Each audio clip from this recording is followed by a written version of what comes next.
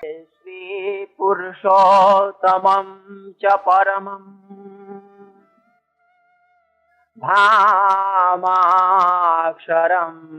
ज्ञानदम् वन्दे प्रागजिभक्तमेव मनघम् ब्रह्मस्वरूपं मुदा वन्दे यज्ञपुरुषदासचरणम्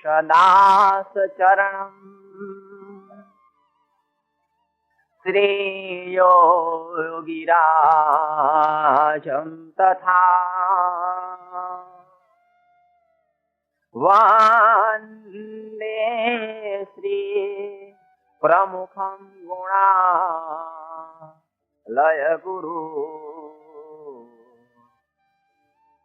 मोक्षाय भक्त्या सदा। श्री अक्षर पुरुषोत्तमाय नमो नमः। श्री सहजानंदाय नमो नमः। श्री राधा कृष्णाय नमो नमः। श्री शास्त्री जी महाराजाय नमो नमः। श्री योगी जी महाराजाय नमो नमः। श्री ब्रह्म स्वामी महाराजाय नमो नमः।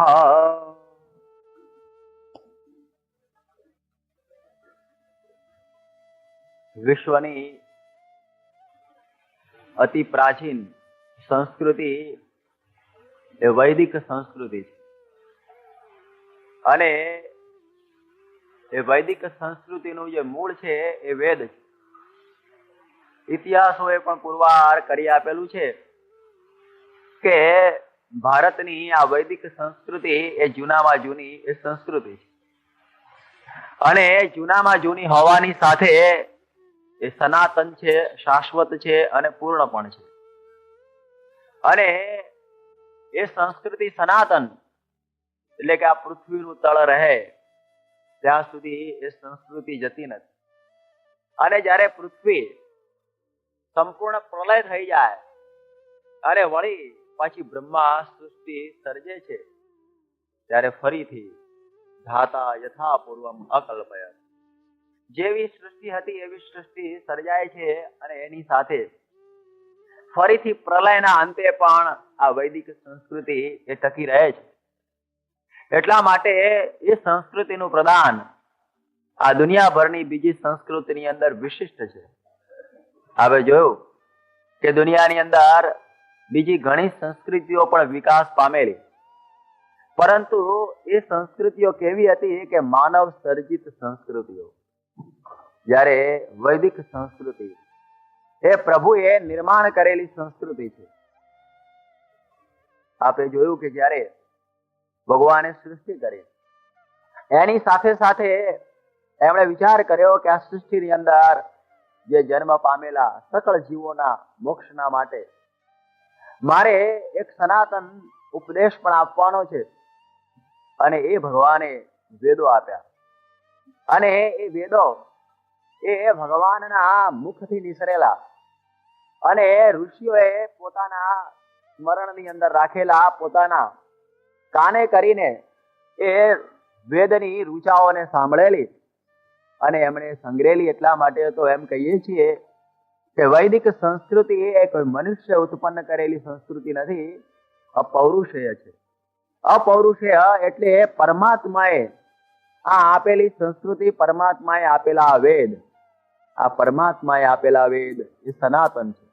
એટલા માટે એ શાશ્વત છે અને એ ભગવાને આપણને આ આપેલી સંસ્કૃતિની અંદર આપણે જોયું કે ભગવાને એની રક્ષાની પણ ખૂબ કાળજી રાખેલી છે.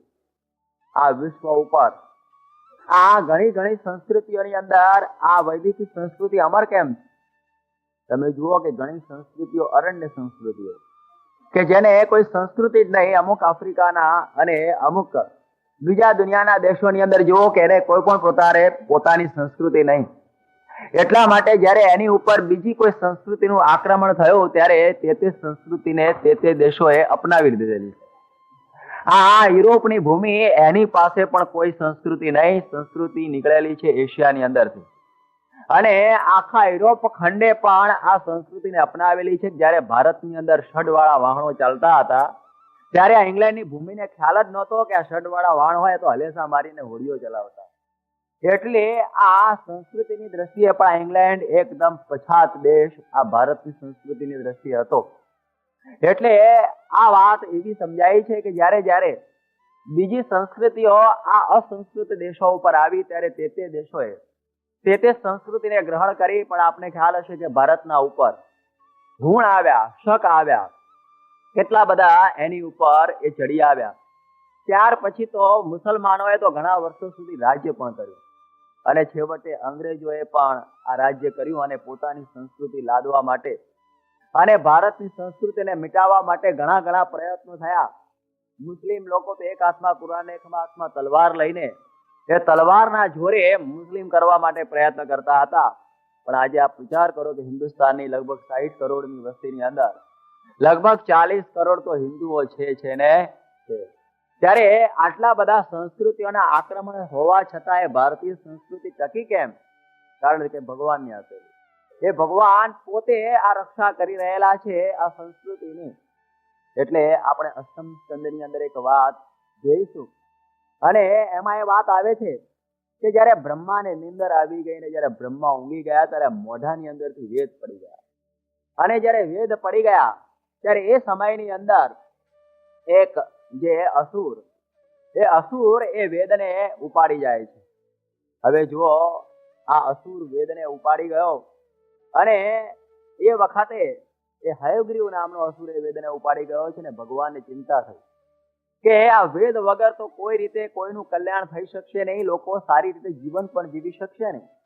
વેદો જ્યારે ખલાસ થયા, વેદો જ્યારે અસુરના હાથમાં ચાલ્યા ગયા ત્યારે એ વખતે અષ્ટમ સ્કંદ આપણને કહે છે કે ભગવાને મત્સ્યાવતાર ધારણ કરેલો છે એ વેદોની રક્ષાના માટે.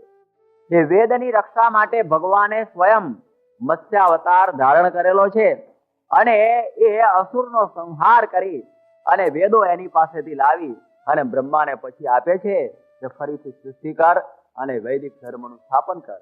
એટલા માટે આપણને એક શાંતિ હંમેશા રહેશે કે અમારી સંસ્કૃતિ ઉપર ગમે એટલા પ્રહારો આવશે, કોઈ આસુરી શક્તિ એને છીનવી લેવા પ્રયત્ન કરશે, પણ ભગવાનની સંસ્કૃતિ છે, ભગવાન પોતે અવતાર ધારણ કરીને પણ આ સંસ્કૃતિને ટકાવશે. અને આપણે જોયું છે કે ભારત વર્ષની અંદર પૃથ્વી ઉપર ભગવાનના અવતારો થાય છે. બીજા કોઈ ધર્મો આ ભગવાનના અવતારોને માનતા નથી, પણ હિન્દુ ધર્મ એમ માને છે કે ભગવાન પોતે પૃથ્વી ઉપર આવે છે. એને કરુણા છે કે આ જ્યારે આની ઉપર કાળની રજૂટી ચડી જાય, જ્યારે આની ઉપર આ સંસ્કૃતિ ઉપર ધૂળ ચડી જાય ત્યારે એ સમયે ભગવાન પોતે એ અધર્મનું ઉચ્છેદન કરવા માટે સ્વયં કરુણાએ કરીને આ પૃથ્વી ઉપર પોતે પ્રગટ થાય છે અને એ સંસ્કૃતિને તાજી રાખે છે. બાકી ઘણી સંસ્કૃતિઓ છે ને આપણે ખોદવી પડે છે. એ બેબીલોન સંસ્કૃતિ, પછી આ મોહનજોદડોની નીચેથી ખોદો, પછી આ બીજીની સંસ્કૃતિ મિસરની એની નીચેથી ખોદો, હવે એ પિરામિડની નીચે ક્યાં ખોદવા જવું? સંસ્કૃતિઓ બધી દબાઈ ગઈ છે, એની ઉપર ધૂળના ઢગલાઓ ચડી ગયેલા છે.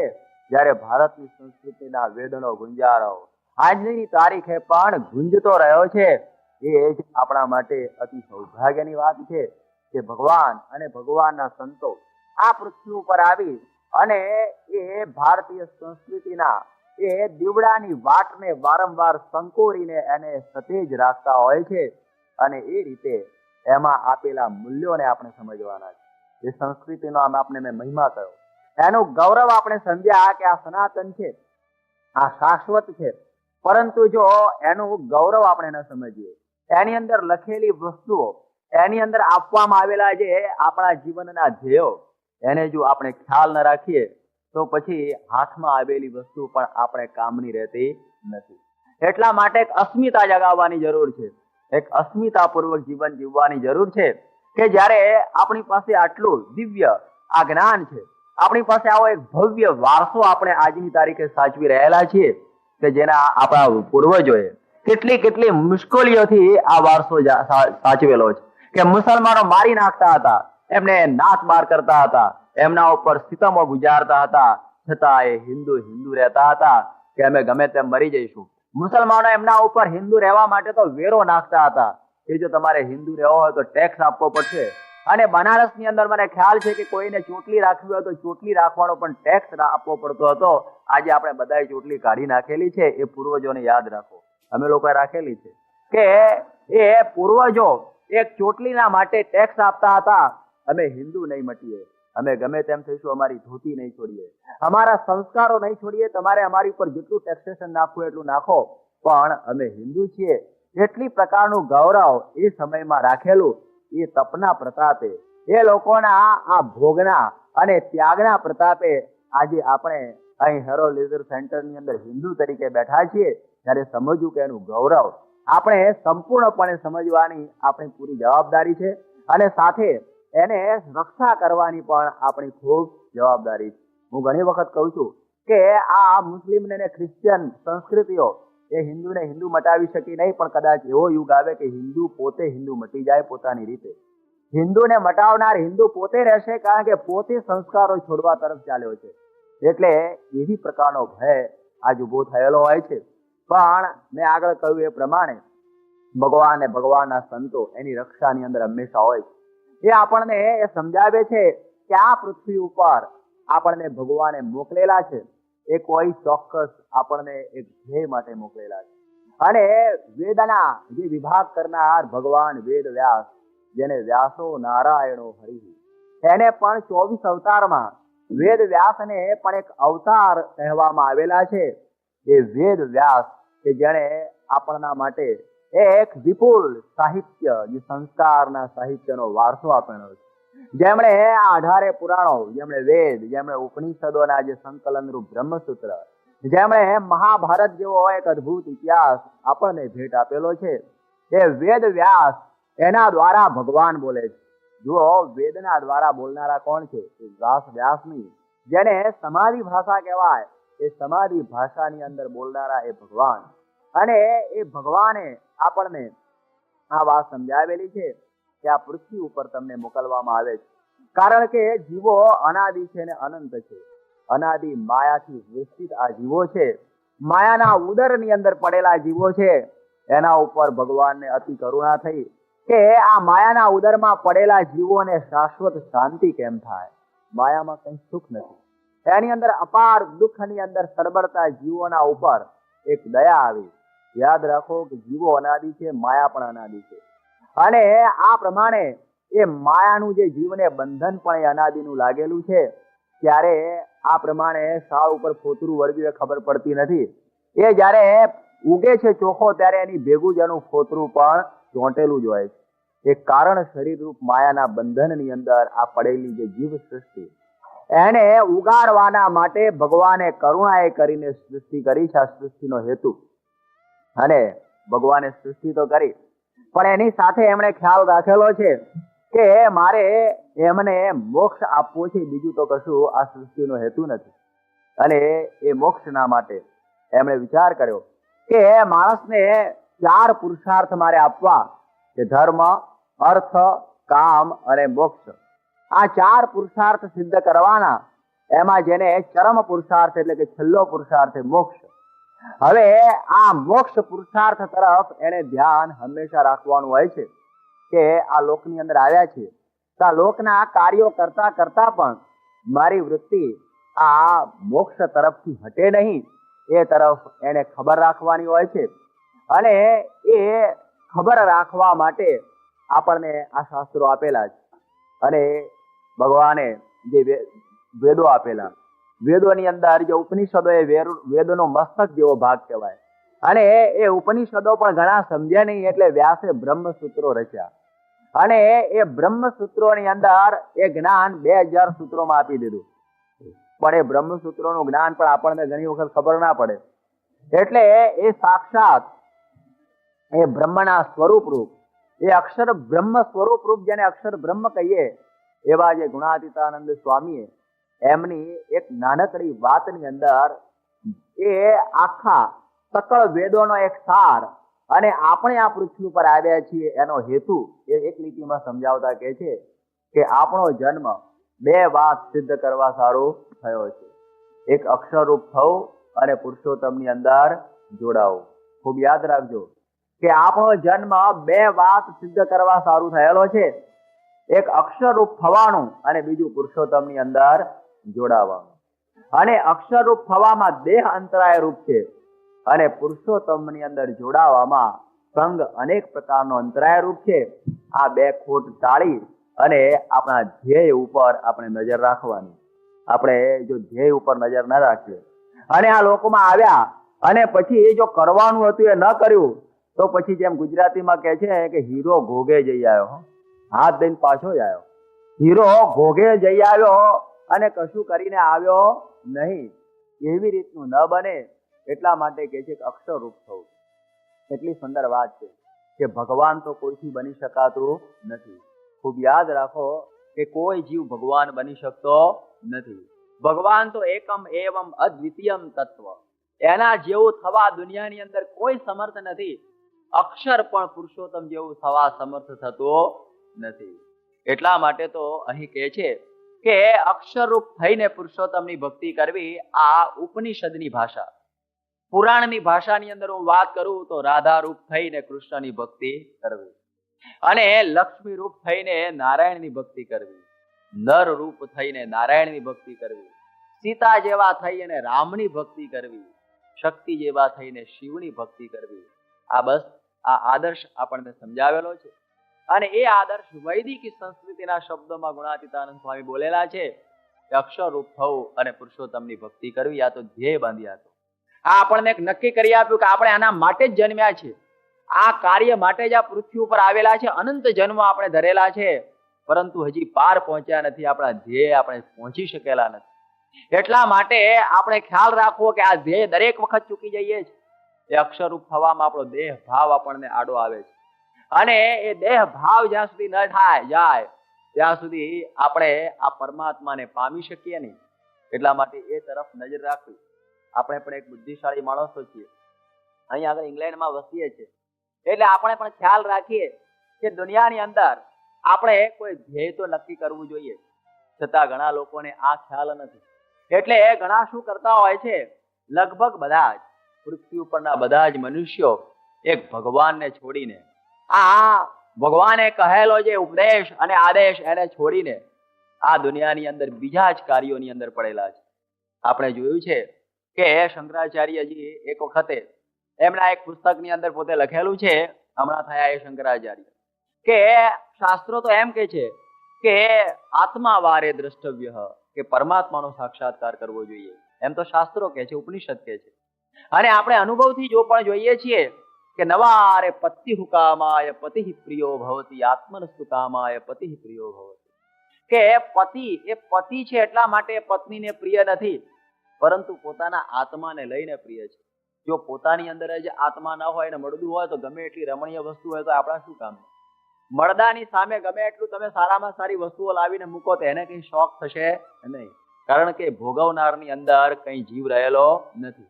એટલે આખી સૃષ્ટિ સારી ક્યારે છે કે જો આપણામાં આત્મા છે તો, અને એ આત્માની અંદર પણ પરમાત્મા રહેલા છે. હવે જો એ ન હોય તો આ બધું જ ગંધાઈ ઉઠતું હોય છે. એટલા માટે કે છે કે આ ધ્યેય છે એ માણસને ખ્યાલ આવતો નથી અને લૌકિક ધ્યેયોની પાછળ માણસ દોડી રહેલો છે. બહુ સમજવાની વાત છે, કારણ કે માણસને આ શોખ બહુ છે કે બસ હું જીવી લઉં, બસ જીજી વિશા, કે ગમે તેમ કરીને પણ મારે જીવી લેવું છે. આપણે આગળ વાત સાંભળીશું પરીક્ષિતના આખ્યાનમાં. બીજું આપણને ઈચ્છા હોય છે જિજ્ઞાસા, આ જોઈ લઉં, પેલું જોઈ લઉં. ઇંગ્લેન્ડમાં આવ્યો છું તો આ જોઈ લઉં, પેલું જોઈ લઉં. પેરિસમાં ગયો તો એફિલ ટાવર જોઈ લઉં, પછી આ જોઈ લઉં. આ દુનિયાની દરેક વસ્તુઓને જોવાની જે ઈચ્છા રહે છે એનું નામ કહેવાય છે જિજ્ઞાસા. અહીં આગળ બેઠા છે ને પેલી બાજુ કઈ ઢોલ વાગવા માંડો તો બધા છોકરાને બીજા છોકરા જેવા પુરુષો એ પણ ઉઠીને બહાર જાય, શું વાગ્યું? કે હા વાગેલું જ છે, બેસો ને અહીં આગળ. એ ઉભો થઈને જોવા જ જશે. એ જિજ્ઞાસા એક રહેલી છે. ત્યાર પછી કહે છે કે સુખ ને ઈચ્છા, એટલે આ દુનિયાના બધા સુખો આપણને પ્રાપ્ત થાય એની ઈચ્છા રહે છે. ત્રીજું છે કે મને કોઈ દુઃખ ન જોઈએ, એ પ્રકારના માટે રાત દિવસ એ પોતાના શરીરની સંભાળ રાખતો હોય છે. અને પાંચમું છે કે મારા ઉપર કોઈનો હાથ ન જોઈએ, હું સ્વતંત્ર જોઉં, કોઈને પરતંત્ર રહેવું ગમતું નથી. આ પાંચ વસ્તુના સાક્ષાત્કારના માટે માણસ પ્રયત્ન કરે છે. સમજે અથવા ન સમજે પણ આખી દુનિયા આની પાછળ જ દોડેલી છે. કે આ પ્રમાણે જીવવાની ઈચ્છા, લૌકિક વસ્તુઓને જાણવાની જિજ્ઞાસા જેને કહેવાય છે, આ દુનિયાના સુખોને ભોગવવાની ઈચ્છા, મારે આ દુનિયાના કોઈ દુઃખો જોઈએ નહીં અને મારા માથા ઉપર કોઈ મને હુકમ કરનારો જોઈએ નહીં, આ પાંચ વસ્તુના માટે આપણે બધા દોડી રહ્યા છો, પણ ભગવાનના માટે જાય છે ક્યાં? આ પાંચ વસ્તુ સિદ્ધ કરવા માટે એક દોડ, જેને રેસ કહેવાય ને, એક રેસ ચાલી રહેલી છે અને એ રેસની અંદર બધા દોડી રહ્યા છે. એટલા માટે તો ગીતા કહે છે કે મનુષ્યાણામ સહસ્રેષુ કશ્ચિત યતતિ સિદ્ધયે યતતામ અપી સિદ્ધાનામ કશ્ચિત મામ વેત્તિ તત્વતઃ.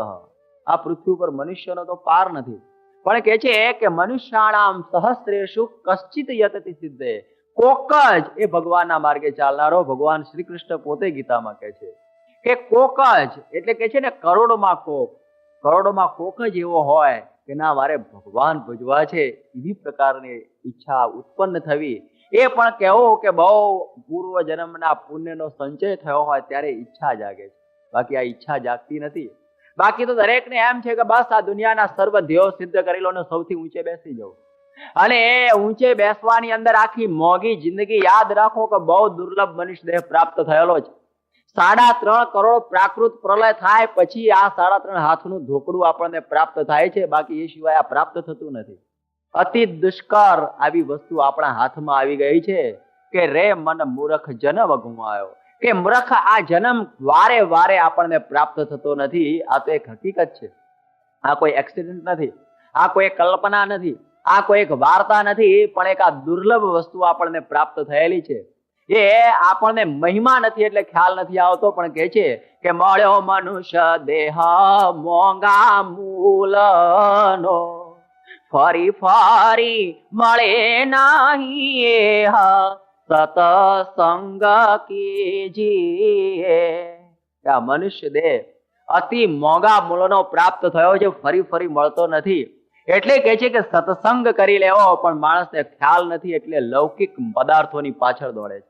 હું આપને થોડી વાતો કહીશ કે જેણે આ લૌકિક પદાર્થોની પાછળ દોડ મૂકી છે ને જે ભગવાન રૂપી ધ્યેય ભૂલી ગયો છે, એની કેવી દશા થાય છે, એની થોડી ગાથાઓ સાંભળો તો આપણને ખ્યાલ આવે કે ભાગવત આપણને શું કહેવા માંગે છે. આપ જુઓ કે રાવણનું આપ દ્રષ્ટાંત જોશો. એ રાવણ જેવો એક મહારાજ બી થયો અને એના મનની અંદર એવા મનોરથો હતા કે બસ મારે આ દુનિયાની અંદર સર્વશ્રેષ્ઠ રાજા બની જવું અને બધી જ પ્રકારે સુખ સગવડો મારે ત્યાં ભેગી કરી લેવી. અને કેવું એને ભેગું કરેલું કે એના ત્યાં 9 ગ્રહો આંટા મારતા હતા.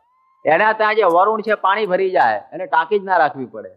એના ત્યાં આ પવન છે એટલે બધું સાફ કરી જાય, એને હુવર રાખવું જ ન પડે, એની મેળે બધું સાફ થઈ જાય. અને દરિયો પોતાની મેળે રત્નો લઈ લઈને આવે, લોભ હિસાબ તમે અંદર હેરાન કરતા નહીં, આ દરિયો ડોળતા નહીં પણ રત્નો લઈ જાઓ. અને અગ્નિ એના ત્યાં આ બધું જ દરેકે દરેક પ્રકારે આ રસોઈ પકાવી જાય, નાવાનું પાણી પણ ગરમ કરી જાય, એને કોઈ પૈસા હીટિંગ ના આપવા જ ના પડે. એવી પ્રકારની વ્યવસ્થા એને પોતે કરેલી. બધું જ ઓટોમેટિક, દરેકે દરેક એની આજ્ઞાથી બધા થરથરતા હતા. દેવતાઓ અને ગ્રહો પણ થરથરતા હતા. અને એ રાવણ જે રાજવી આટલી બધી સત્તાને પ્રાપ્ત કરેલો, અને જયારે રામચંદ્ર ભગવાને એનો જયારે નાશ કર્યો અને એ વખતે થોડો જીવ રહેલો, ત્યારે રામચંદ્ર ભગવાને રાવણ કહે છે કે બહુ ઉતાવળ કરી નાખી, તમે મને બહુ જલ્દી મારી નાખ્યો. કે શું ચાલ્યા જલ્દી શું કહે છે? કારણ કે સતયુગની આવરતા 1 લાખ વર્ષની કહેવાય છે અને તને 1,80,000 વર્ષ આપે. 80,000 વર્ષ તો કૃપાના ગ્રેસ, કૃપાના 80,000 વર્ષ આપેલા. તો એ રાવણ કહે છે કે મારા મનના મનસુબા અધૂરા રહી ગયા. કે શું હતા મનસુબા? કે મારે છે ને સ્વર્ગની સીડી કરી દેવી હતી, એટલે માણસો ઉપર જવું, નીચે આવું, જ્યાં ફાવે ત્યાં થોડું રહે, આમ આનંદ કરે, એવી પ્રકારની વ્યવસ્થા કરવી. પછી આ સમુદ્રો બધા ખારા છે ને મારે મીઠા કરી દેવા હતા. કે પછી કોઈને આ પાણીનો પ્રશ્ન જ અરબસ્તાન જેવા દેશને અત્યારે સતાવે છે એવો થાત જ નહીં. અને આ કે છે કે મારે આ સૂર્ય હંમેશા રહે, એટલે તમારા ઇંગ્લેન્ડમાં આવું બધું જેમ અંધારું થઈ જાય છે ને ઘણી વખતે બહુ, એવો થાત જ નહીં. એવી પ્રકારની કૃપા કરવાની ઈચ્છા રાવણે કરેલી આપણા માટે. ત્યારે કહે છે કે આ બધા મારા મનના મનોરથા હતા, પણ તમે પૂરા થવા દીધા નહીં અને મને જલ્દી મારી નાખ્યો. ત્યારે તમે વિચાર કરો કે રાવણ 1,80,000 વર્ષ જીવ્યો, તો પણ જો એના મનના મનસુબાઓ પૂરા થયા નહીં તો આપણે 100 વર્ષમાં થાય ખરા? વિચાર તો કરો. આટલું બધું થવા છતાં પણ એ રાવણના મનસુબાઓ પૂરા ન થયા. આ જીવનની પાછળ એને દોટ મૂકી. તમે જુઓ કે 1,80,000 વર્ષ દોડ્યો. કેટલું દોડ્યો રાવણ? રાવણ દોડ્યો કેટલું? 1,80,000 વર્ષ દોડ્યો પણ પોતાના મનસૂબા પૂરા કરી શક્યો નહીં. એટલા ઉપરથી તો ખબર પડે છે કે મેન સપોઝિસ એન્ડ ગોડ ડિસ્પોઝિસ. કોક એવી અકળ શક્તિ છે જેને આપણે પરમાત્મા કહીએ છીએ, એ આપણા મનની મુરાદો બર લાવવા દેતી નથી. નહીં તો માણસ હવામાં મેલો ચણીને ઉપર રહે પાછો. પણ એ બની શકતું નથી. છતાં રાવણનું જાણવા છતાં માણસ એમાંથી પાછો વળેલો નથી. તમે જુઓ કે સિકંદર પણ દોડ્યો, એને પણ કેટલી બધી દોડ લગાવી કે આખું દુનિયા જીતવા માટે નીકળ્યો, અને જ્યારે એને આ બધી દુનિયા અડધી લગભગ જીતીને એનો મરણ સમય આવ્યો, અને જ્યારે મરણ સમયની અંદર આ સિકંદર પડેલો છે અને મરવું એને ગમતું નથી, એને થાય કે આ તો મોત આવી ગયું. અને એ સમયમાં લાખો રૂપિયાની મિલકતો ભેગી કરેલી, સોનું ને ઝવેરાત બધું ભેગું કરેલું, પણ કે છે કે આ બધું ભેગા કર્યા પછી હવે મારે મરવાનું. કે મરવાનું તો થાય, હવે શું થાય? કે મારી છાતી ઉપર બાંધીને જવું તો એ તો અમે કાઢી લઈશું, બાકી છાતી ઉપર તમે જીવો ત્યાં સુધી રહેવા દઈએ, પણ પછી રહેવા દઈએ નહીં. ત્યારે એ સિકંદરે પણ મરતા મરતા આપણને કહી દીધું છે કે મારા મરણ સમયે બધી મિલકત અહીં પથરાવજો, મારી નનામી એ હકીમોની કને ઉપડાવજો. હું મારો ત્યારે બધી મિલકત મારી પાસે રાખજો, ને લોકોને કહેજો કે સિકંદરની પાસે આટલા બધા પૈસા હતા, આટલી બધી મિલકત હતી, જ્યારે મુઓ ત્યારે કશું લઈ જઈ શકતો નથી, માટે લોકો દોડે નહીં.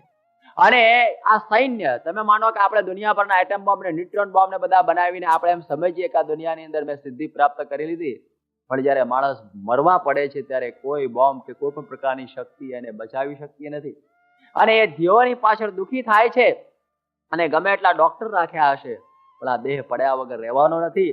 એટલે મારી નનામીએ હકીમોના ખભે ઉપડાવીને કહેજો કે જુઓ આટલા ડોક્ટર્સ રાખ્યા હોય, 12 ડોક્ટર હોતા એના ત્યાં, પણ એને બચાવી શકતા નથી. ત્યારે આટલી બધી દોડ કરવા છતાં પણ એ મૃત્યુ એને છોડી શક્યો નહીં. એટલા માટે તો એક ટોલ્સ્ટોયની વાર્તા બહુ સમજવા જેવી છે કે ટોલ્સ્ટોય એક વાર્તા લખેલી છે કે એક સમયે રશિયાની અંદર એક રાજા પાસે એક માણસ ગયો, અને રાજાને કહે છે કે મારે જમીન જોઈએ છે. કેટલી જમીન જોઈએ? કે ના, મારે બહુ જમીન જોઈએ. રાજાએ કહ્યું, જા તું અહીંથી શરૂઆત કર, સવારના પોરમાં સૂર્યનારાયણ ઉગે ત્યારથી તું દોડવાની શરૂઆત કરજે, અને સાંજે સૂર્ય આથમે એ પહેલા આપ મારી બાજુમાં આવી જઈએ, અને તું જેટલું દોડું એટલી બધી જમીન તારી. હવે તમે વિચાર કરો કે લંડનમાં હેરો સેન્ટરથી કોઈને દોડવાનું શરૂ કરવાનું કહ્યું હોય, અને કે જ્યાં સુધી તું દોડીને સાંજે અહીં પાછો આવે ત્યાં સુધી તારી જમીન કેટલા બધા રૂપિયા થઈ જાય એની પાસે? અબજો રૂપિયા થઈ જાય ને. અને પેલો તો બીજા દિવસ સવારે સૂર્ય ઉગ્યો ના ઉગ્યો અને મુઠ્ઠી વાળીને દોડ્યો બરોબર, અને એવો દોડ્યો એ ખાવા ઉભો રહે ખરો, કારણ કે જેટલું ઉભું રહે એટલી એટલા ડગલા પૃથ્વી એની જાય. ખાવા ઉભો રહ્યો નથી, પેશાબ કરવા ઉભો રહ્યો નથી, પાણી પીવા ઉભો રહ્યો નથી, બધી પ્રકારનું એને પકડી રાખ્યું કે અત્યારે તો બસ એક જ કામ કરવા જેવું છે કે દોડો દોડો અને દોડો. અને એટલો બધો દોડ્યો તે પાછા આવવાના સમય કરતા વધારે દોડ્યો, કારણ કે અડધે દોડીને અડધો દિવસ દોડાય પછી પાછો વળવામાં પણ એટલો સમય થાય ને. પણ પેલા લાલચમાં વધારે દોડી ગયો, પછી થયું કે હવે તો મારે ડબલ સ્પીડથી પાછા વળવું પડશે, કારણ કે હું જો ત્યાં નહીં પહોંચું તો મને જમીન તો મળશે નહીં. અને એવી સ્પીડમાં દોડ્યો, એનું નાક આમ ભરાઈ ગયેલું છે, એના પગ એવા થઈ ગયા છે, છાતી આખી ધમણની જેમ આમ પમ્પિંગ કરી રહેલી છે, દરેક રીતે એના આ શરીર ઉપર પરસો થઈ રહેલો છે, અને આ રીતે થાકીને લોથ થઈ ગયેલો છે, છતાં પણ પેલી દોડ છોડતો નથી. અને દોડતો પહોંચે છે, અને સૂરજ આથમવાના પહેલે પહોંચી ગયો રાજા સુધી. અને રાજા સુધી જ્યાં પહોંચે છે, અને થાકથી એટલો બધો પોતે આ રીતે દુખી થઈ ગયેલો કે જેવો એ રાજાના પગની આગળ પડે છે, અને પડ્યો અને એનું પ્રાણ પંખેરું ઉડી ગયું, મરી ગયો. એ પડ્યો અને એની સાથે પ્રાણ પણ ચાલ્યો ગયો, એટલો બધો થાકી ગયેલો. અને એ સમયે પછી રાજાને બહુ દુઃખ થયું કે માણસ બિચારો મરી ગયો. એને કહ્યું કે આ જગ્યાએ એની કબર કરો, અહીં જ એને દાટો. અને કબર બનાવવામાં આવી, અને એની ઉપર એક રાજાએ લેખ માર્યો, અને લેખ મારીને લખ્યું કે આ માણસ જમીન માટે આટલું બધું દોડ્યો, પણ એને 3.5 હાથથી વધારે જમીનની જરૂર નહોતી, ખોટું આટલું બધું દોડ્યો. માણસ મરે છે ત્યારે આટલી કબર સિવાય બીજી કોઈ જમીન એને જોઈતી નથી. આ 3.5 હાથની જમીનના માટે આ માણસ આખો દિવસ દોડ્યો. માટે લખો કે કોઈ આવી દોડ કરે નહીં. છતાં આપણે દોડ્યા છે, પાઉન્ડ આમ આગળ દોડે છે અને પાછળ આપણે દોડ્યા છે. પેલો પકડાતો નથી ને આપણે દોડીએ છીએ ને ગમે ત્યારે ઢળી પડીએ છીએ ને પેલો પાઉન્ડ તો સરસરાટ કરતો કોણ આગળ જાય છે ને બીજાને કહે છે આવો મારી પાછળ હું આગળ દોડું છું. અને આપણે બધા એની પાછળ દોડીએ છીએ. એટલે કે છે કે 3.5 હાથ જમીનના માટે માણસ આટલું બધું દોડી ગયો. ત્યારે વિચાર કરો કે આ દોડ કેવી છે. કે રાવણે પણ દોડ મૂકી આ લૌકિક ધ્યેયોને સિદ્ધ કરવા માટે. આ સમજવા જેવું છે કે પેલું ચૂકાઈ જાય છે ને માણસ એમ થાય કે આ જ કરવા માટે હું આવેલો છું. અને આપણે હમણાં પણ જોયું કે રોકફેલર જે અમેરિકાનો એક મોટામાં મોટો માણસ, અતિ પૈસાદાર, અને એ જયારે મર્યો ત્યારે એને જીવનમાં લખેલું કે 13 વર્ષની ઉંમરથી એની ઈચ્છા હતી કે મારે અમેરિકાના પ્રમુખ થવું. અમેરિકાના પ્રમુખ થવા માટેની ઈચ્છા હતી. વાઇસ પ્રેસિડેન્ટ સુધી પહોંચેલા, ફોરેન ગવર્મેન્ટ સુધી. અને 73 વર્ષની ઉંમર એને ખબર ના પડી અને ટેબલ ઉપરથી ઢળી પડ્યા. અને એના મનના સંકલ્પો પૂરા થયા નહીં. મોંઘા આ વર્ષો, 73 વર્ષો કઈ સામાન્ય છે? અતિ મોંઘા વર્ષો પેલું ધ્યેય સિદ્ધ કરવા માટે પૂરા કરી નાખ્યા, પણ ધ્યેય તો સિદ્ધ થઈ શક્યો નહીં. એટલા માટે રાવણ ટુ રોકફેલર, હું તો કહું છું કે રાવણ થી રોકફેલર સુધીની આ દોડ જ છે. બાકી એની અંદર હજી સુધીના ઇતિહાસની અંદર કોઈ અહીં કંઈ પ્રાપ્ત કરી શક્યા નથી. ઘણા લોકો પૈસાની પાછળ દોડતા હોય.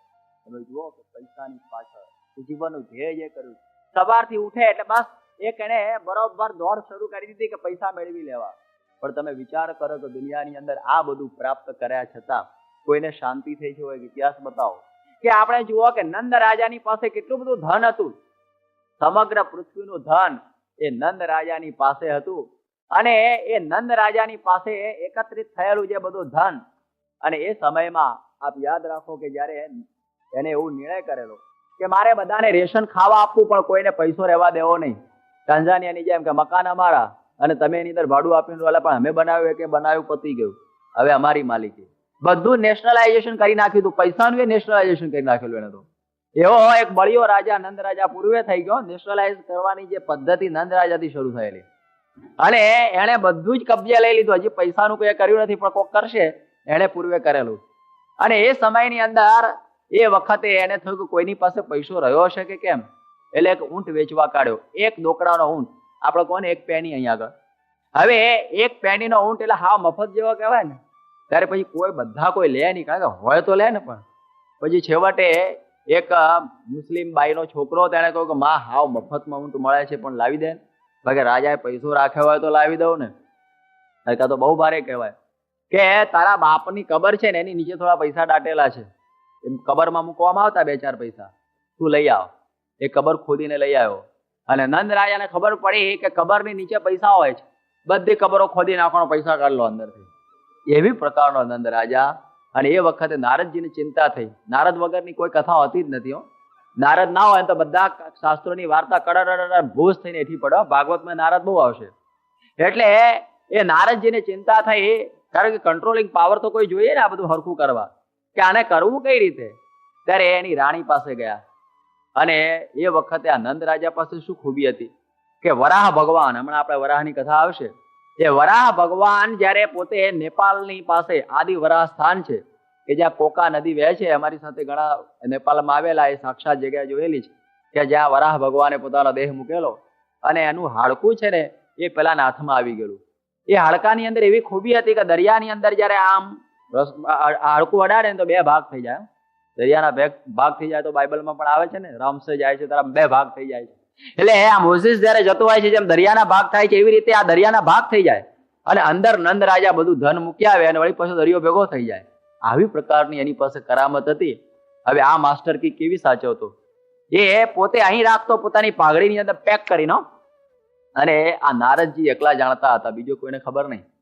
એટલે નારદજી અને રાણીને કહ્યું કે રાણી સાહેબા, તમને ખબર છે કે નંદ રાજાને તમારા માટે કેવું પ્રેમ, કે મારા માટે પ્રેમ ને એવો તો દુનિયાભરમાં કોઈના માટે નથી. અરે કે ભૂલી જાઓ, પહેલા તમારા રાણીને એક બીજા રાણીને પરણેલા, પણ એ તો ક્યારની મરી ગયા, એને તો ભૂલી ગયા છે, ભૂલ્યા નથી. એ મરી ગઈ છે અને એનું હાડકું પોતાની પાઘડીએ બાંધી રાખે છે.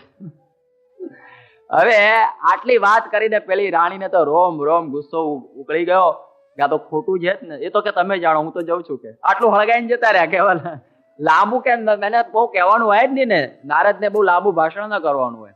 આટલું સળગાવીને તો જતા રહ્યા. ને પેલી રાણીને ઊંઘ ના આવી આખી રાત કે અરે રે મારા માટે આવું ખોટું હેત, અને પેલીનું હાડકું ત્યાં રાખે અને મને ખોટું આ પ્રમાણે બધું.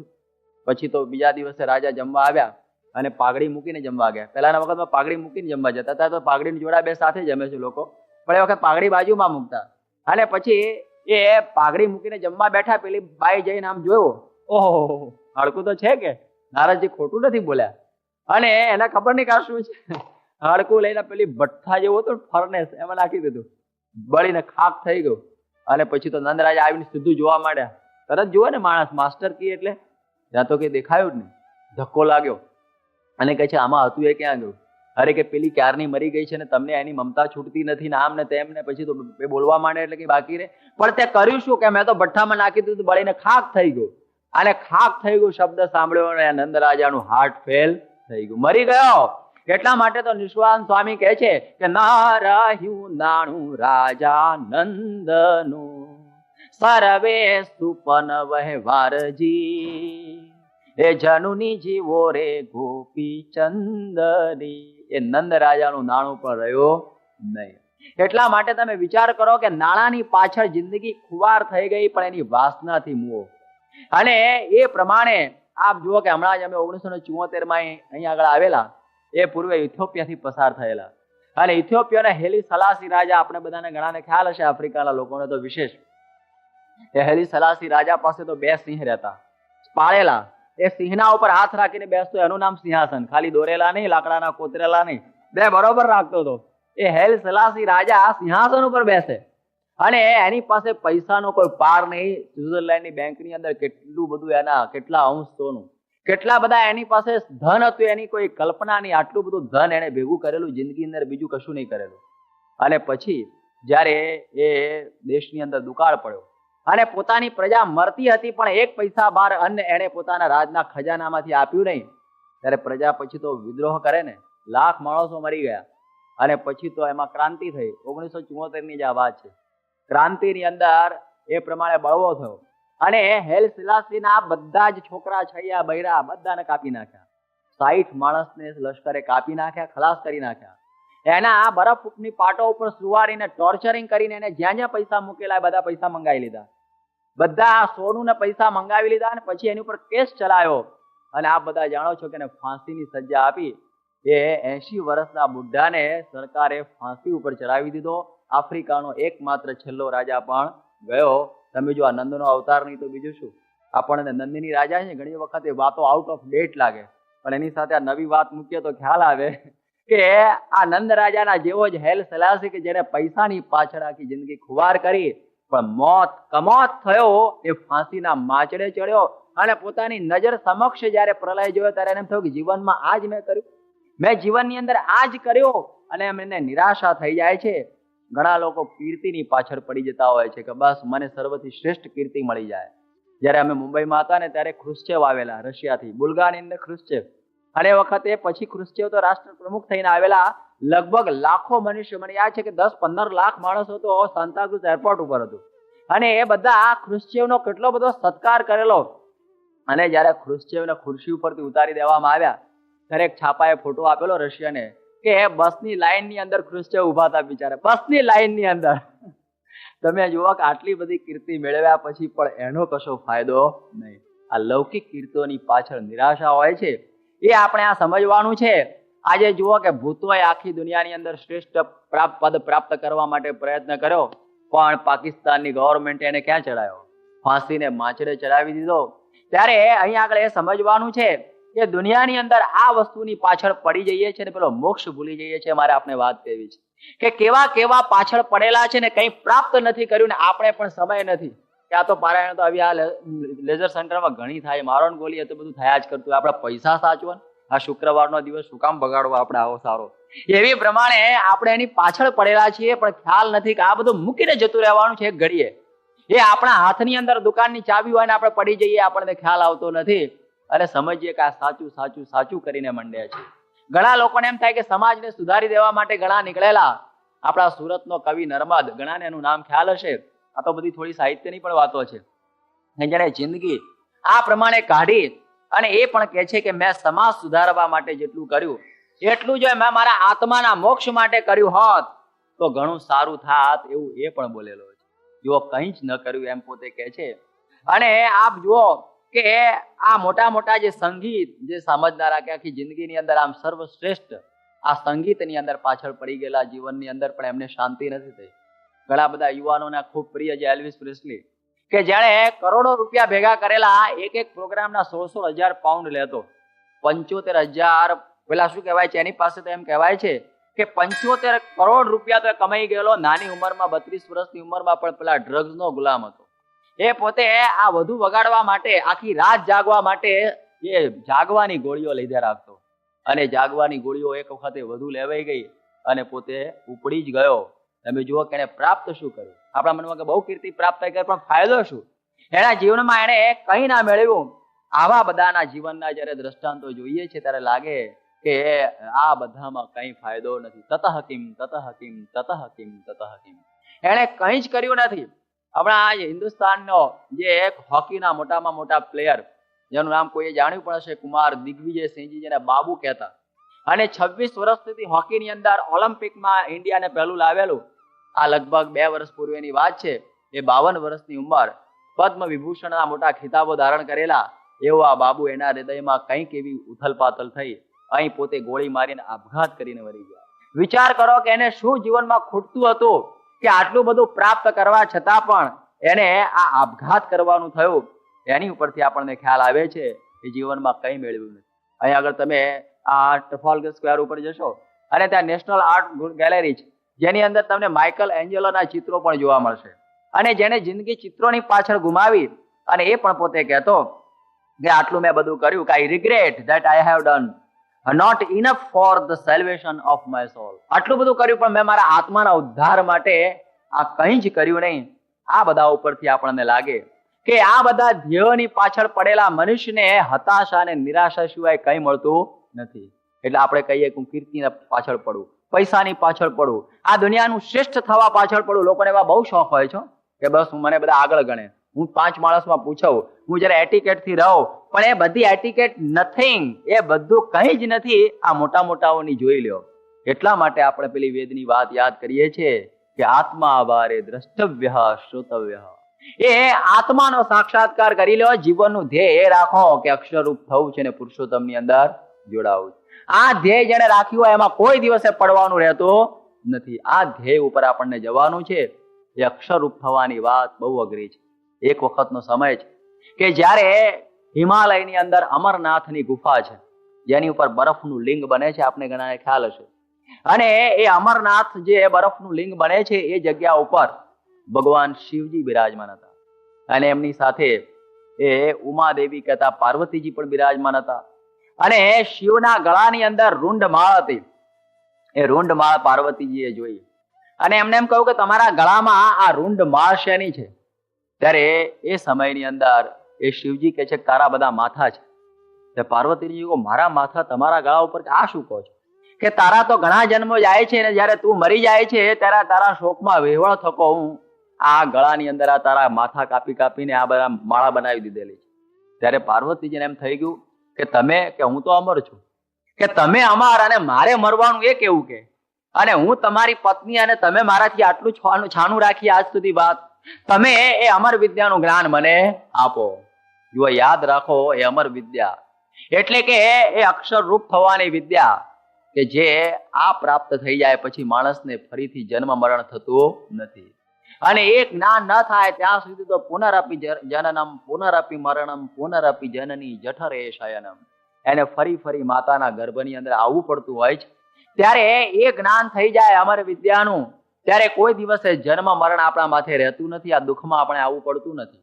ત્યારે એ પાર્વતી હઠ લીધી કે મને તો ગમે તેમ કરીને વિદ્યા આપો, કે તારું પણ યોગ્યતા નહીં અને તું બૈરાનો દેહ કહેવાય આમ તેમ પેલો કે ના, મારે એ વિદ્યા પ્રાપ્ત કરવી છે. અને શંકરજીને પણ થયું કે જો આને ઉત્પન્ન ઈચ્છા થઈ છે કે મારે અમર વિદ્યા પ્રાપ્ત કરવી તો મારે આપવી, એવી ઈચ્છા થવી જોઈએ. ઘણાને આવી ઈચ્છા જ થતી નથી કે મારે આ માર્ગે ચાલવું છે. અને અમને ઈચ્છા થઈ કે મારે આ અક્ષર રૂપ થવું છે, મારે આ અમર વિદ્યાનું જ્ઞાન પ્રાપ્ત કરી લેવું છે, ફરીથી આ દુઃખના સમુદ્રની અંદર આવવું નથી. કોકને ઈચ્છા થાય છે ને, કશ્ચિત યતતે સદ્ધયે, કોક જ આ સિદ્ધિ માટે પ્રયત્ન કરે છે. એવો પ્રયત્ન કરવાની ઈચ્છા એમને જાગૃત થઈ. અને એ વખતે શંકર ભગવાને કહ્યું બહુ સારું, એમણે કહ્યું કે તારા સિવાય મારે બીજા કોઈને આ સંભળાવવું નથી, કારણ કે આ જ્ઞાન બધાને પચે એવું નથી. કઈ એની ગીર્દી નથી થતી. અત્યારે સિનેમાના નાટક હોય તો અહીંયા આગળ 12 લોકો ઉભા હોય, પણ આ અમર વિદ્યાના જ્ઞાનની અંદર કોઈને રસ હોતો નથી, કોઈને એની અંદર એમાં આનંદ આવતો નથી, કારણ કે જીવને તો ખાવું પીવું ને વિષય ભોગવવા એ જ કરવા માટે આવ્યો છે એમ માને છે. આ ખ્યાલ જ નથી. એમ થાય કે લાઈન અમારી નહીં. ઘણા લોકો કહે છે ને લાઈન અમારી નહીં. એક વખતે અમારા અર્જુન કાકા હતા, એ વાતો કરતા હતા, અને એમના બધા મિત્રો અને હગાવાલા બધા કડિયા હતા, કોન્ટ્રાક્ટરો બધા, અને એ બધાને સમય વચ્ચે હતો ને કોઈ લગ્નમાં ગયેલા, અને અર્જુન કાકાને તો એટલો બધો કથા વાર્તાનો વિષય કે બેઠા હોય તો એ કથા, ઉતા હોય તો કથા, કથા કથા ને કથા. એટલે બધી લગભગ અડધો પોણો કલાક સુધી એમણે બધી કથા કરી, અને પેલા લોકોને જમવાની વાર હતી એટલે બેઠા વગર છૂટકો નહોતો, એટલે બધા સાંભળતા હતા. અને પછી અડધો કલાક કર્યા પછી કહ્યું કે સમજ્યા તમે બધા આ બધું શું કરવાનું આપણે જીવનમાં? કે વાત તમારી બહુ સુંદર, અતિ સુંદર તમારી વાત, પણ આ અમારી લાઈન નહીં, અમે તો કોન્ટ્રાક્ટર છે. પેલો કે મોહત કર્યું ને પેલાથી કહેવું હતું ને આ લાઈન નહીં, આ અમારી લાઈન નહીં. હવે ઘણા એમ સમજે છે કે અમે તો કોન્ટ્રાક્ટર છીએ, આ તમે વાત કરીએ બધી તમારા માટે બરોબર છે. આ ભગવાન ભજવાની લાઈન સમજે છે, આ તો સ્વામીના બધા સંતો માટે બરોબર છે, આપણે તો જે કરીએ છીએ બધું ઠીક જ છે, પણ આ તો બધા માટેની લાઈન છે, સમજાતી નથી. જયારે વાતોથી ન સમજે પણ લાતોથી માણસ સમજતો હોય છે. ઘણી જીવનમાં મુશ્કેલી આવી જાય ને ત્યારે એમ થાય હાશ ભગવાન ભજાવો તો બહુ સારું થતું. આ વાતો સ્વામી કરતા હતા એ સાચી હતી. એ જયારે જીવનમાં કોઈ એક લાત વાગી જાય ને, એ લાત વાગે ત્યારે એની આંખ ઉઘડે છે, બાકી એમને ઉઘડતી નથી. કે જયારે પૈસા અને કીર્તિ અને બૈરા અને છોકરાની પાછળ પડ્યા કશું ઠેકાણું ના પડે, બૈરું આડું હાલતું હોય, છોકરું કયો કરતો ના હોય, વેપારમાં બરકત આવતી ના હોય, દરેક રીતે દુઃખી થતો હોય, આટલી જિંદગી મેં બગાડી, 60-70 વર્ષની ઉંમર થઈ, આ માથે વાળ સફેદ થઈ ગયા અને મેં કંઈ કર્યું નહીં, અને જે કર્યું એમાંથી તો મને કઈ ફાયદો થયો નહીં. અને એ રીતે હવે આ શિવજીએ ડમરું વગાડ્યું. ડમરું વગાડ્યું ત્યારે જેટલા પશુ પક્ષી માણસો જે તે હતા એ બધા અમરનાથથી દૂર ચાલ્યા ગયા. એના ભયાનક ડમરું વાગ્યું, અને પાર્વતી અને એકલા શિવજી બે બેઠા છે. હવે જ્ઞાનની શરૂઆત થાય છે. સાંભળો, આ જ્ઞાનની શરૂઆત થતા એક પ્રસંગ એવો થયેલો કે એક પોપટનું બચ્ચું તાજું જન્મેલું, અને એ જન્મેલું એવું ત્યાં આગળ પડી રહેલું, કારણ કે એને પાંખો ફૂટેલી નહીં, એટલે ઉડી શકે એવું હતું નહીં. એટલે પેલા ડમરૂનો અવાજ થયો પણ પેલું બચ્ચું તો ઉડી શક્યું નહીં. એટલે ત્યાં એક ઝાડની બખોલ આગળ પડી રહેલું હતું. શિવજીને એનો ખ્યાલ રહેલો નહીં, અને કથા ઉપડી, અને કથા બરોબર ચાલવા માંડી. અને તમે જુઓ કે પાર્વતીજી હોંકારો બરોબર દેતા જાય, અને જયારે જ્ઞાન ઊંડું થયું ને એટલે પાર્વતીને ઊંઘ આવ્યો. આ જ્ઞાનમાં બહુ એવું છે કે જો ઊંડા ઉતરીએ તો ઊંઘ આવ્યા વગર રહે જ નહીં હો, એ ઊંઘ આવે જ. એટલે આ પાર્વતીજીને ઊંઘ શરૂ થઈ ગઈ. લ્યો, આ તમે જુઓ ને કે કથા છે ને ભક્તાણી છે. જયારે આપણને થાય કે કથા અરે ઊંઘને કે ઊંઘના મનમાં એમ કે જયારે તમે એકલા કથા સાંભળો એ સારું ને લાવ હું પણ સાંભળો, એટલે આપણા ઉપર એ ચડી જાય, એટલે આપણને સાંભળવા ના દે, કારણ કે ભક્તાણી કહેવાય ને કે તમે એકલા એકલા સાંભળો એ બરોબર, એટલે હું પણ સાંભળી લઉં, એટલે આપણના બદલે એ સાંભળતી હોય. એટલે ઘણાની ઊંઘ જ કથા સાંભળતી હોય છો, એ ના સાંભળે, એના વતી ઊંઘ સાંભળે. ત્યારે આ પાર્વતીજીને કથા સાંભળતા સાંભળતા એક ઝોલું બરોબર જોરદાર આવ્યું, અને પેલો હોંકારો ભૂલાઈ ગયો. અને શંકર ભગવાન પણ ઊંધું ગાલીને વાતો કર્યા જ કરતા હશે. જોતા હોય તો ખબર પડતી કે હવે કંઈક બંધ કરવા જેવો સમય આવ્યો, બ્રેક જ નહીં પાડ્યો, ઇન્ટરવલ વગર વાત થયેલી. અને એ વખતે પેલું પોપટનું બચ્ચું બહુ આતુર ભાવે પેલી વાતો સાંભળતું. એ વાતો સાંભળીને એના હૈયાની અંદર આનંદ થઈ ગયો. ઓહો, આટલું બધું આત્માનું અદ્ભુત જ્ઞાન ચાલી રહેલું છે. અને એ સમયમાં એ પેલા પાર્વતી જેવું ઝોલું ખાધું, અને એ સમયમાં હોંકારો પેલા દઈ દીધો પેલા પોપટના બચ્ચાએ. અને પાર્વતી શંકરજીને એમ થયું કે મારા પત્ની સિવાય બીજાનો કંઈક અવાજ આવ્યો, અને હચમચાયા કે તમે સાંભળ્યું ના કે મને જરા ઊંઘ આવી ગઈ. ત્યારે હોંકારો કોણે દીધો કે મને ખબર નથી. અને આ બાજુ જોયું તો પેલું પોપટનું બચ્ચું. અને શંકરજીને એકદમ ગુસ્સો ચડ્યો કે આવું જે અદ્ભુત રહસ્ય જ્ઞાન જે કોઈને આપી શકાય નહીં, સર્વ ગુહ્ય તમામ જ્ઞાનમ, જે શ્રી કૃષ્ણે અર્જુનને કહ્યું કે તારા એકલાને જ મારે આપવું છે, મારે દરેકને આપવા જેવું આ જ્ઞાન હોતું નથી. ઘણી વખતે છે ને અમુક જ્ઞાન બધાને આપવાનું ના હોય, અમુક દવા છે દરેકને આપવાની ના હોય, અમુકને જ આપવાની હોય. હવે એ પ્રમાણે આ જ્ઞાન જયારે એને સાંભળી લીધું ત્યારે શંકરને થયું કે આ પાત્ર વગર જ્ઞાન અપાઈ ગયું છે, માટે એનો નાશ કરો. ત્રિશુળ તો બાજુમાં જ રાખતા, હોદું પડ્યું હતું ને ફળાક કરતું પાડ્યું, અને પેલા આ પોપટને મારવા માટે તૈયાર થઈ ગયા. અને એ વખતે પોપટ ઉડ્યો. એ વખતે એને પાંખો ફૂટી. એ કઈ પાંખો ફૂટી? જ્ઞાનની પાંખો ફૂટેલી. એને આ જ્ઞાન સાંભળેલું ને જ્ઞાનની પાંખો ફૂટે. માણસ પાંખોથી ઉડે છે, યાદ રાખો. આ લોકની અંદરથી આપણે પરલોકમાં જવું હોય તો આજ્ઞા અને ઉપાસનાની બે પાંખો જોઈએ. એ પાંખો જ્યાં સુધી ફૂટે નહીં ત્યાં સુધી આ ભૂમિ ઉપરથી અધ્ધર ગતિ થઈ શકતી નથી. પેલાની ગતિ ઊંચી થઈ ગઈ એ કારણ કે એને જ્ઞાન રૂપી પાંખ ફૂટી ગયેલી ને બચ્ચું ઉડ્યું અને અને પેલું શંકરનું ત્રિશૂળ પણ પાછળ જ ગયું અને તો હવે તો મોત તો છે જ અને એને માર્યું પણ ખરું, પણ એનો જીવ એ સમયે વ્યાસના પત્ની વાટિકા પોતે ઉભેલા હતા એની અંદર આનો જીવ પ્રવેશ કરી ગયો અને એ સમયની અંદર એ વાટિકાને ગર્ભ રહે છે અને એ ગર્ભની અંદર રહેલા જે આ પોપટ એના મનમાં ખ્યાલ ચોક્કસ હતો કે મારે હવે બહાર આવવું નથી, મારે આ પ્રમાણે પૃથ્વી ઉપર બહાર આવવું નથી, કારણ કે મેં શિવજી થકી સાંભળી લીધેલું છે કે જો પૃથ્વી ઉપર આવીએ ત્યારે એમાં કોઈ સુખ છે નહીં, દુઃખ દુઃખ અને દુઃખ, અનંત પ્રકારનો આ દુઃખનો આ દરિયો, આ સાગર, આ આખો સંસાર છે, એમાં સુખ કોઈને આ લૌકિક બાબતોમાં મળેલું નથી. એટલા માટે એ પોતે કહે છે કે મારે આ બહાર નીકળવું નથી. તમને નવાઈ લાગે, 9 વર્ષ વીતી ગયા અને 12 વર્ષ વીતી ગયા, પણ પેલો છોકરો તો બહાર નીકળે નહીં. વ્યાસે કહ્યું ભાઈ નીકળ, તારી માતા તો કેટલી ભારે મરે અને આ 12 વર્ષનો ગર્ભ લઈને ફરવું કેટલી બધી આ પ્રકારની અસુવિધા રહે, કેટલું બધું કષ્ટ પડે, માટે તું નીકાળ. અને કહે છે ના પિતાજી હું નહીં નીકળું, કારણ કે મેં જાણ્યું છે કે સંસારની અંદર બંધન થઈ જાય.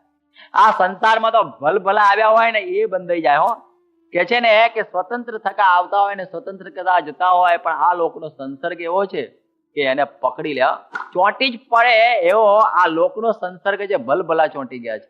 એની ગાથાઓ આપણે સાંભળીશું કે ભલભલા આ લોકની અંદર ચોંટી જાય એવો આ લોક છે. એટલા માટે કહું કે મારે આ લોકની અંદર આવવું નથી. ત્યારે એ સમયમાં વ્યાસજી એને કહે છે કે જા, હું તને વરદાન આપું છું કે આ લોકની અંદર તને બંધન થશે નહીં, પણ તું બહાર તો ચોક્કસ નીકળ. અને જયારે એમ થયું કે પિતા તરફથી આપણને આ શાંતિ મળી છે, એટલે એમણે વિચાર કર્યો કે મારે બહાર નીકળવું. અને એ ગર્ભ બહાર નીકળે છે અને જેવા બહાર નીકળ્યા, પેલા ઓરના ભરેલા હતા ને સીધા ગર્ભમાંથી નીકળ્યા, અને 10-12 વર્ષની ઉંમર, જેવા એ નીકળ્યા એવી દોટ મૂકી દીધી કે મારે હવે આ મા બાપની સાથે રહેવું નથી. એને દોટ મૂકી દીધી. અને એ જયારે જન્મેલા અને સુંદર મજાનું રૂપ, યાદ રાખો આપણે તો સહેજે ખ્યાલ આવી જતો હશે કે એનું નામ શું હોય, પોપટ. પોપટનું સંસ્કૃતમાં બીજું નામ શુક છે. એ વ્યાસના પુત્ર શુકદેવજી એ આ જન્મ્યા એવા પોતે દોટ મૂકેલી છે. અને એ સમયની અંદર પોતાના પુત્રને આવો સુંદર રૂપાળો જોઈને વ્યાસ ભગવાનનું હૈયું હાથમાં રહ્યું નહીં અને એ પણ એની પાછળ દોડે છે, પણ છોકરો તો તીરની જેમ દોડતો હતો, એને પહોંચી શકાય એવું નતું. એટલે હવે ભાગવત શરૂઆતમાં જ કહે છે કે યમ પ્રવ્રજંતમનુપેતમુપેત કૃત્યમ દ્વૈપાયનો વિરહ કાતરાજુહાવ પુત્રેતિ તન્મયતયા તરવો વિનેદો સ્તમ સર્વભૂત હૃદયમ મુનિમાનતોસ્મી. એ શું કે છે કે યમ પ્રવ્રજંતમ અનુપેતમુપેત કૃત્યમ, કે જ્યારે પુત્ર દોડી રહેલો છે ત્યારે એને દોડતો જોઈને દ્વૈપાયનો વિરહ કાતર આજુહાવ, કે દ્વૈપાયન કથા વ્યાસ વિરહેણ કાતરઃ, વિરહથી વ્યાકુળ થઈ ગયા છે કે હે પુત્ર એમ બોલતા બોલતા પાછળ પડેલા છે, પરંતુ એ પોતાનો અવાજ ત્યાં સુધી પહોંચતો નથી. ત્યારે તરવો વિનેદુ, કે એ વૃક્ષો એ આગળ જઈને પુત્ર પુત્ર પુત્ર એ પ્રમાણે પડઘા પાડી રહેલા છે. અને એ વખતે આ શુકદેવજીને લાગ્યું કે પિતા તો પાછળ પડેલા છે. યાદ રાખો કે પિતાએ જન્મતા પહેલા કહેલું કે હે પુત્ર તું જન્મ ધારણ કર, તને આ માતા પિતાનું બંધન નહીં થાય. પણ વ્યાસને પોતાને બંધન થયું કે આ મારો પુત્ર જન્મ્યો, એ પ્રકારનું એને બંધન થઈ ગયું અને જ્ઞાન ફરી ગયું. યાદ રાખો કે આ પુત્રનો જન્મ છે એ કેટલો બધો આ મીઠો લાગતો હોય છે લોકોને, કે એની અંદર બધું જ ભાન ભૂલાઈ જાય છે. એને એમાં વળે પછી પુત્રનો પુત્ર હોય એની વાત જ છોડી દેવી, એને રમાડવામાં એ દાદો નવરો જ ન પડ્યો. એ મંદિરે આવવાનું હોય અથવા કઈ આવી કથામાં આવવાનું હોય તો કે પછી જઈશું, હવે આને રમાડી લઈ જાય જરા, એવી પ્રકાર. એને નહીં તો અહીંયા લાઈન ભેગો બેસાડે, ભલે તું રડજે પણ મારા ભેગો બેસ. સારું છે કથામાં બેસાડે છે, એ ઘણો ઉત્તમ છે, પરંતુ આ પુત્રનો પ્રેમ એવો છે કે એની અંદરથી મન છૂટવું બહુ મુશ્કેલ. એટલા માટે આ દ્વૈપાય અને વ્યાસ પણ એની પાછળ દોડેલા છે. અને જેમ પેલા વિભાંડક ઋષિ એ પણ જયારે પેલા અંગપાદ જે રોમપાદ રાજાને અંગ દેશની અંદર શાપ આપવા ગયેલા કે મારા દીકરા એકલ શૃંગીને તે ભ્રષ્ટ કરી દો, 12 વર્ષના બ્રહ્મચારી મારા એકલ શૃંગીને તારી વેશ્યાએ લાવીને તારા રાજ્યની અંદર મૂકી દીધો અને તે તારી, અને એ વખત ખબર નહીં કે એને એની પુત્રી પરણાવી દીધેલી, અને એના થકી એને પુત્ર પણ ઉત્પન્ન થયેલો, અને વિભાંડક એને શાપ આપવા જતા હતા કે મારે આ રાજાને શાપ આપી દેવો અને એના રાજ્ય આખું બાળી દેવું કે મારા પુત્રને ભ્રષ્ટ કરેલો છે. અને એ વખતે જયારે રાજ્યમાં બેઠા ત્યારે પેલો રાજા તો ગભરાવા માંડ્યો કે હવે શું થશે, આ 12 વર્ષે વરસાદ થયો છે આ એકલ શૃંગીને આવવાથી, અને એનો બાપો આવશે બધું સાફ કરશે. એને ઉપાય કર્યો. એ જયારે વિભાંડક આવ્યા ત્યારે એક દાસીને કહ્યું કે જે એકલ શૃંગીને તો છોકરો જન્મી ગયેલો પેલી એની પુત્રીથી, એટલે એને છોકરો પેલા વિભાંડકના ખોળામાં મૂકે કે આ શું છે, પછી કોઈ તમારો પૌત્ર પેલી કાનમાં એમ આવો ગલગોટા જો રમાડવા મંડી પડ્યા ને મચ્છી ભરવા મંડી પડ્યા, સાપ આપવાનું ભૂલી ગયા મારા છોકરાનો છોકરો. આવી રીતે આ જયારે પુત્રની અંદર હેત પેસી જાય, વ્યાસ ભગવાનને પણ એવી ઈચ્છા થયેલી કે અમારો પુત્ર ગયો ક્યાં. અને એ વખતે પુત્ર ઝાડમાં રહીને જવાબ આપે છે કે પિતાજી તમે મારી પાછળ દોડતા નહીં, અને તમે પુત્ર પુત્ર શું કરો છો, પુત્ર અને પિતાનો સંબંધ તો આ લોકનો છે, બાકી તો એ સંબંધ કઈ સાચો નથી.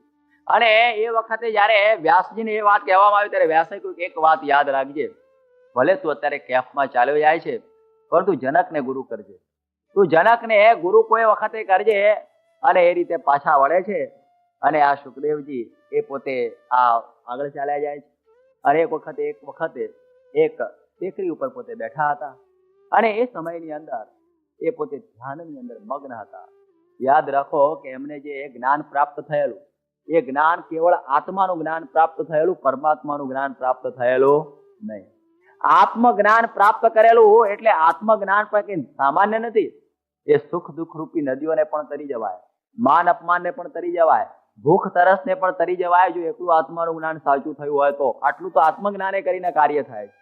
એટલે આ સુખદેવજીને એવું આત્મજ્ઞાન પ્રાપ્ત થયેલું, આત્માના ધ્યાનની અંદર મસ્ત થઈને પોતે બેઠેલા હતા.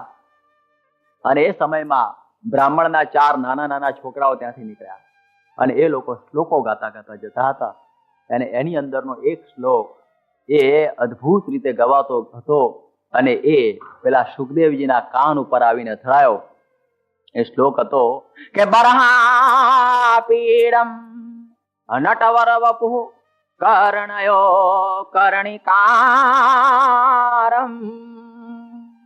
બિભ્રતવાસ કનક કપિશમ વૈજયંતિં ચ માલામ રંધ્રાન વેણો રધર સુદયા પૂરયન ગોપ વૃંદૈર વૃંદારણ્યમ સ્વપદરમણમ પ્રાવિશદ ગીત કીર્તિ. દસમ સ્કંદનો આ શ્લોક છે. ભાગવતની અંદર જ્યારે દસમ સ્કંદની આ વાત આવે છે કે જ્યારે શ્રી કૃષ્ણ ભગવાન જ્યારે વેણુ ગીત શરૂ કરવા માટે જ્યારે વૃંદાવનની અંદર પોતાના સખાઓ સહિત જ્યારે પ્રવેશ કરે છે, કે જેણે પોતાના મસ્તક ઉપર મોરનું પીછું ધારણ કરેલું છે, અને કનક જેવું સુંદર જાણે તપાવેલું સોનું હોય એવી પ્રકારની એની કાયાની કાંતિ ઝળકી રહેલી છે, અને ગળાની અંદર વૈજયંતીની માળા જેમણે ધારણ કરેલી છે, કાનને વિશે કર્ણિકારના પુષ્પ જેમણે ખોસેલા છે, અને પીતાંબર સુંદર મજાનું પીળું જેને ધારણ કરેલું છે, અને જેના મુખ ઉપર આ મોરલી શોભી રહેલી છે, અને એમાંથી પૂરયન કે એમાં પોતાની જે અધર સુધા, પોતાના જે હોઠની અંદર રહેલી જે અમૃત જે સુધા છે એ પેલી મોરલીની અંદર એ પોતે નાખી રહેલા છે, અને પોતાના ગોપ બાળકો સહિત એ જ્યારે વૃંદાવનની અંદર પ્રવેશ કરી રહેલા છે. આવું એક શબ્દ ચિત્ર જ્યારે સાંભળ્યું, અને એ ચિત્ર સાંભળતા જ એ સુખદેવજીના હૃદયની અંદર શાંતિનો શેરડો પડી ગયો, અને એને એમ થયું કે અત્યાર સુધી હું આત્માનું ધ્યાન કરતો હતો એ શાંતિ નહોતી થતી, એ શાંતિ કેવળ એક શ્લોકની અંદર મને શાંતિ થઈ ગઈ. એ છોકરાઓને બોલાવ્યા અને કહે છે આ શ્લોક કોનો છે, ક્યાંથી તમે ગાયો?